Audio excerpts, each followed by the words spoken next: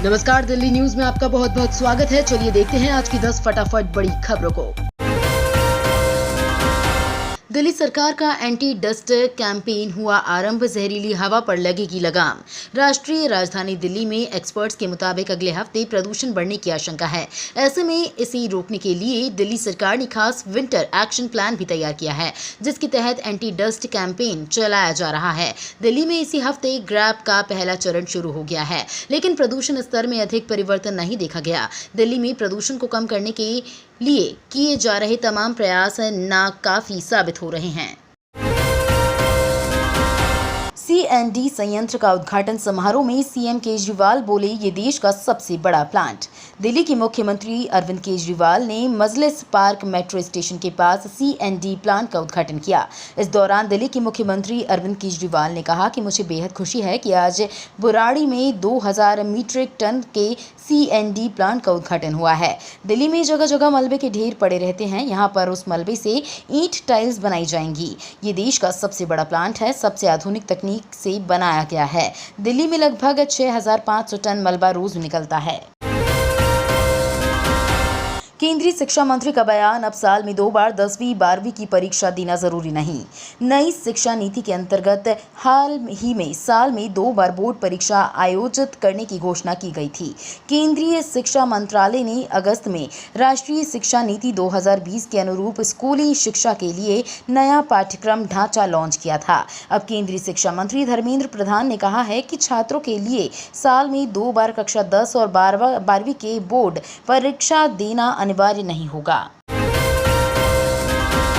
IIT Delhi के bathroom में घुसकर वीडियो बनाते सफाई कर्मचारी रंगे हाथों पकड़ाया।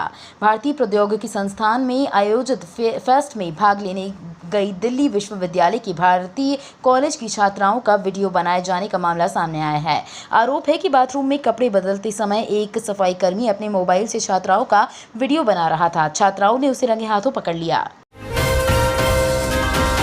बजरंग पुनिया की हार पर बोले, ब्रजभूषण ट्रायल कराकर भेजते तो मेडल पक्का था। एशियन गेम्स में भारत के पदकों का आंकड़ा 100 के पार जा चुका है। वहीं पहलवान बजरंग पुनिया का प्रदर्शन निराशाजनक रहा है। बजरंग पुनिया को ईरान के खिलाड़ी रहमान से 8-1 की शिकस्त झेलनी पड़ी है। बजरंग पुनिया को बिना ट्रायल के एशियन गेम्स में एंट्री मिली थी। वहीं हार के बाद अब सांसद ब्रजभूषण शरण सिंह का बयान सामने आया है। उन्होंने कहा है कि बजरंग पुनिया को बिना ट्रायल के एशियन गेम्स में एंट्री मिली थी। ये हार का अहम कारण हो सकता है। आप सांसद की याचिका पर ईडी ने कोर्ट से कहा, संजय सिंह को लॉकअप में भेजने का कोई इरादा नहीं। प्रवर्तन निदेशालय ने राउज एवेन्यू जिला अदालत को सूचित किया कि आप नेता राज्यसभा सांसद संजय सिंह को तुगलक रोड थाने के लॉकअप में भेजने का उसका कोई इरादा नहीं है। कोर्ट ने सिंह की याचिका पर ईडी को संक्षिप्त नोटिस जारी किया था। एजेंसी ने कोर्ट को बताया कि उसके कार्यालय में कीट नियंत्रण काम पूरा हो चुका है। विशेष न्यायाधीश विकास ढल ने ईडी की दलील पर संजय सिंह की अर्जी को निरर्थक मानते हुए निस्तारित कर दिया था। सर्दियों से पहले पंजाब में फिर जलाई जाने लगी पराली, दिल्ली में प्रदूषण बढ़ने के आसार।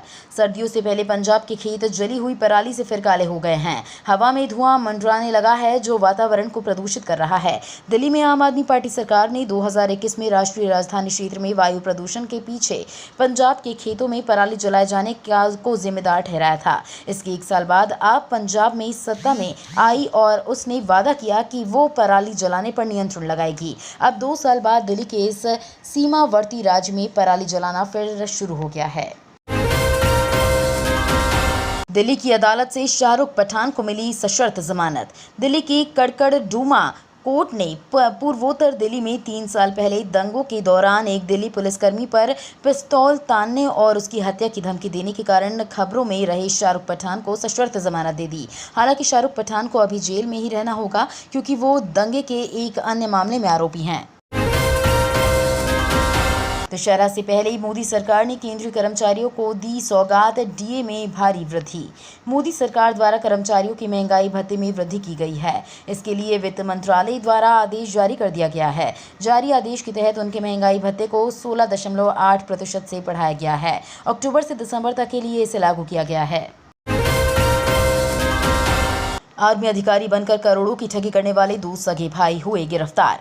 आर्मी अधिकारी बनकर ठगी करने वाले गिरोह का शाहदरा साइबर थाना पुलिस ने खुलासा किया है। पुलिस ने इस संबंध में 2 सगे भाइयों को गिरफ्तार किया है। आरोपियों की पहचान गांव नहेड़ा, नूह, मेवात, हरियाणा निवासी इलियास और यूसुफ के रूप में हुई है। दोनों 500 से अधिक वारदातों में शामिल हैं। इन लोगों ने देश भर के लोगों से करोड़ों रुपए की ठगी की है।